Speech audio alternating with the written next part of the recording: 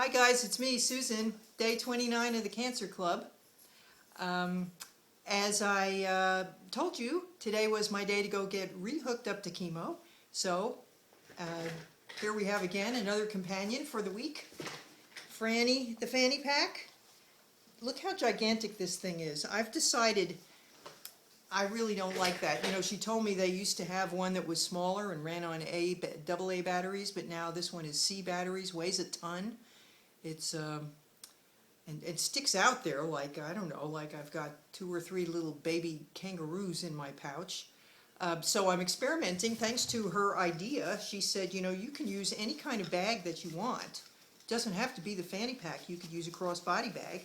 So I went and dug out of my closet this little red, little kind of canvas, little pouch thing that I got from AARP one time when I renewed my membership. And I put my little pin, this is a little pin I got for myself for my birthday that says young at heart, slightly older in some other places. And I think I might just transfer my pump and all the chemo and everything into that for a little bit more, I don't know. I don't know what to call it. Corniness? Could I be more corny than I already am? Well, maybe so. I just don't even care anymore. I also solved the ridiculous what to wear dilemma. Despite having been told in my life that I have some intelligence, there are times when I completely act like that's not the case. I was again dwelling and obsessing this morning on what should I wear that when I go to get undressed won't require me to do contortions and slide the pack through the sleeve of my shirt or something. So last time I thought maybe I should have worn a shirt that buttons up. So I'm rummaging around trying to find a shirt that buttons up this morning until all of a sudden I realized the real problem is I go in there and she wants me to take my jacket off. This is a camisole, by the way. That's not my bra hanging out there. I'm really losing it. I think it's the steroids. I got another boost of steroids today. But anyway, the problem is I have to take this off in the midst of a room full of people, and that was what made me have to put my shirt on the last time. So if I had something on like this camisole that I could just take my jacket off without feeling, you know, totally exposed, at least I have some clothing on underneath, that would be the answer. So I did finally figure that out, put my camisole on, went to the place, and of course she put me in a private room, so I didn't even have to worry about whether I had clothes on or not. But at least I solved that very serious problem of what to wear when you go to get hooked up for chemo. During the PICC line installation, let me show you my PICC line here. It's underneath this little, there it is hanging out there. It goes into my arm right up here, and then these are, for some reason they have 2 little things coming out, 2 little attachment things, but they only use one of them.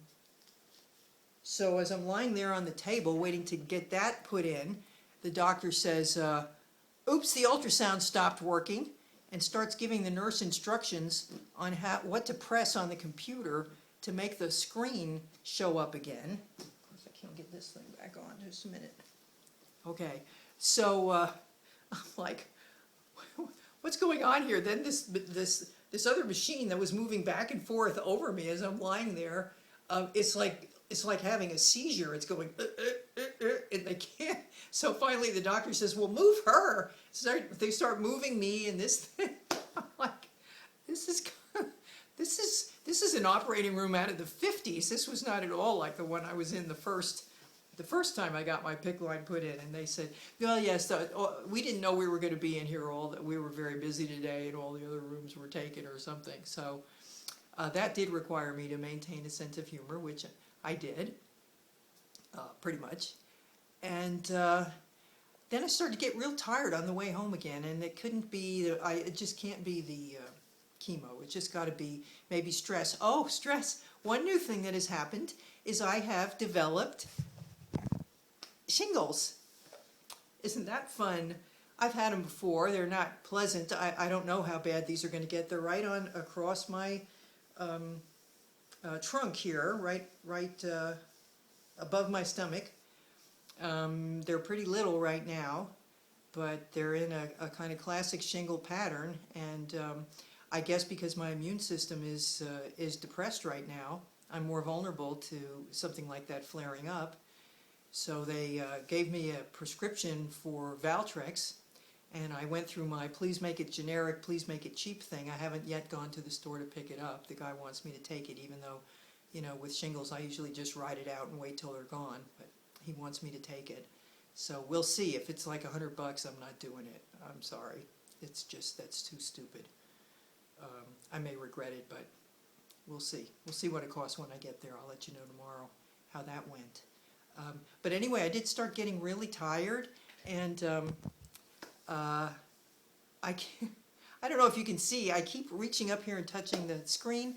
That's because my multiple Words with Friends partners are all, I just finished sending off a whole bunch of words to them, and now they're all sending them back to me, and of course the screen announces to me that they're there, so I have to either close it or launch it or leave it right there in my face where I can't see anything. So I beg your pardon on that. That was, I've gotten more than I could possibly hope for as far as Words with Friends partners, and I'm really enjoying that a great deal.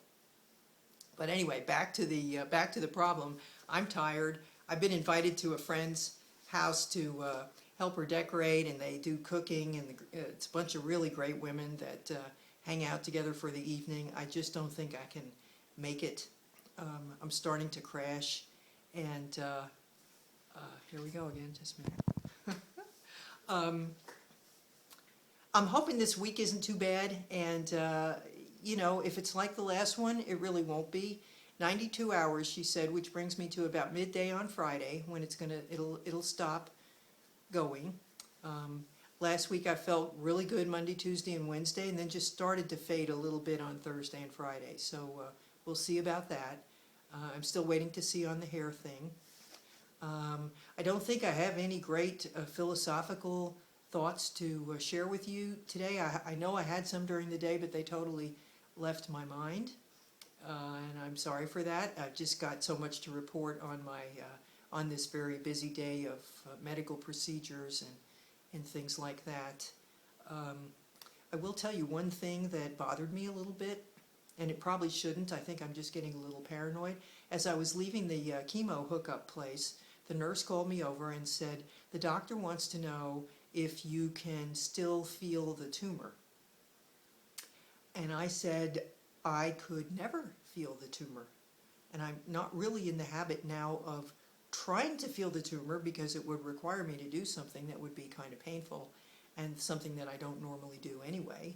I had no symptoms. I never felt the tumor. So no, I cannot feel the tumor. But it made me think, okay, either he forgot, maybe got me mixed up with someone else, or he's concerned or wondering whether the tumor is shrinking or not. But of course, if there's some way I can spin that into something to worry about, I probably will be tempted to do that. I'm actually going to choose not to do that, but I thought I'd let you know about some of the things that people start thinking about and worrying about when they're half crazy like I feel right now.